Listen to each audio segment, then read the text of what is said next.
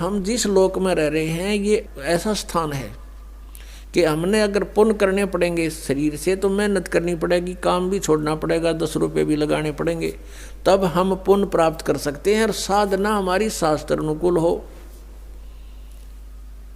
शास्त्र विधि को त्याग कर मनमाना आचरण ना हो, तो तब हमें पुण्य मिलेंगे और पाप बराबर में लिखे जाएंगे। पाप अलग लिखे जाते हैं, पुण्य अलग लिखे जाते हैं। जब तक हम कबीर परमेश्वर की शरण में नहीं आते हैं परम संत के माध्यम से, तब तक हम जो साधना करते हैं चाहे वो शास्त्र अनुकूल भी क्यों ना हो, तो भी हमारी दोनों लिखे जाएंगे, पुण्य न्यारे पाप अलग, और दोनों ही हमें प्राप्त होंगे। उन भक्ति वाली साधनाओं का तो स्वर्ग महास्वर्ग में जिस झूठे सुख को हम सुख मानते हैं वहाँ मिलेंगे, और जो पाप अलग लिखे हुए हैं वो मिलेंगे हमने नरक में, या फिर 84 लाख योनियों में, या फिर मनुष्य जीवन प्राप्त होगा, उसमें भी कुछ मिश्रण किया जाता है पाप और पुण्यों का। तो कहने का भाव ये है कि जहाँ हम रह रहे हैं वो और जिन भगवानों को हम पूज रहे हैं उनकी पूजाओं से हमारे संचित कर्म नहीं कट सकते। प्रारब्ध का जो कर्म, प्रारब्ध का कर्म वो होता है जो हमारे जीवन में लिख दिया जाता है, जिसको हम भाग्य बोलते हैं, किस्मत, वो दोनों भोगने पड़ेंगे। और कबीर परमेश्वर की शरण में आने के बाद ये परमात्मा कहते हैं, यजुर्वेद अध्याय नंबर 5 के और मंत्र नंबर 32 में कहा है कि उसी कसी कबीर अंगारी असी बम्भारी असी। अग अंगारी माने अग माने पाप, अरि माने शत्रु, पापों का नाशक, वो कबीर है, कबीर देव का, हम उसको कबीर साहब बोलते हैं। बम्भारी माने हमारे कर्मों के बंधन को काटने वाला, बम्बर माने बंधन, और अरि माने शत्रु, बम्भारी। तो बम्भारी जो बंधनों का शत्रु है वो कबीर देव है, कबीर साहब है। और वो रित धामा सवर ज्योति रित धामासी, वो स्वयं प्रकाशित है उसका शरीर परमात्मा का।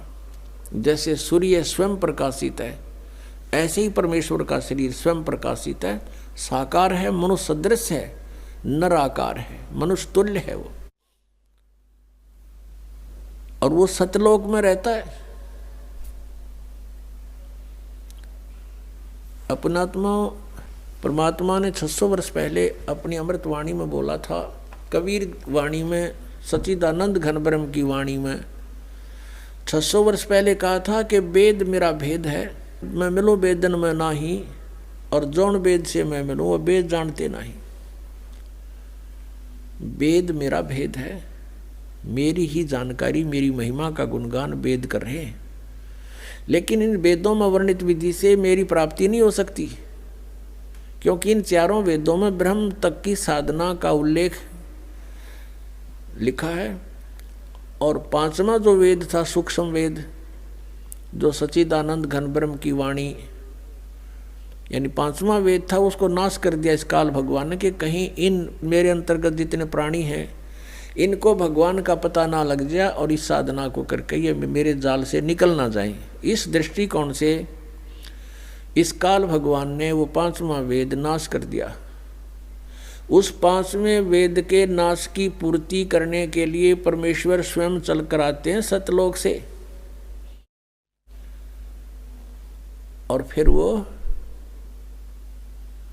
जानकारी देते हैं खुद आकर के। वो कहलाती है सच्चिदानंद घन ब्रह्म की वाणी, श्रीमद् भगवत गीता अध्याय नंबर 4 के श्लोक नंबर 32 में कहा है कि अर्जुन जो 25 से लेकर और 31 तक जिन मंत्रों की श्लोकों में जो व्याख्या है, कोई तो योगासन करता है, कोई देवताओं की पूजा करता है, कोई तीक्ष्ण अहिंसावादी बनकर मुंह पर पट्टी बांध कर नंगे पैरा घूमता है, कोई जीव इंसान हो जावे ये ऐसी साधनाएं करते हैं, कोई स्वाध्याय ही करता है, कोई केवल अपने श्वास उस श्वास पर ध्यान देता है कि श्वास बाहर जाता है, वो श्वास अंदर आ जाता है, इस पर देखते रहो, बस यही क्रियाएं हैं, यही साधना है।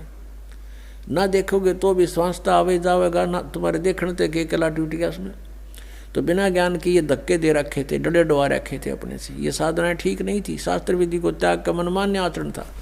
तो कहता है इन 25 से लेकर 30 तक जो ये श्लोकों में चौथे अध्याय के गीता जी में साधना या साधक अपनी साधना को पापनाशक जानते हैं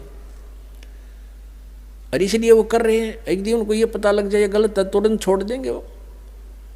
तो फिर कहा गीता जी अध्याय नंबर 4 के श्लोक नंबर 32 में कि वो यथार्थ ज्ञान इन यज्ञों का जो यज्ञ कर रहे हैं ना, परमात्मा पाने के लिए ट्राई कर रहे हैं, यज्ञ माने धार्मिक अनुष्ठान, इन धार्मिक यज्ञों की अनुष्ठानों की जानकारी बहुत विस्तार के साथ लिखी है सच्चिदानंद ब्रह्म की वाणी में।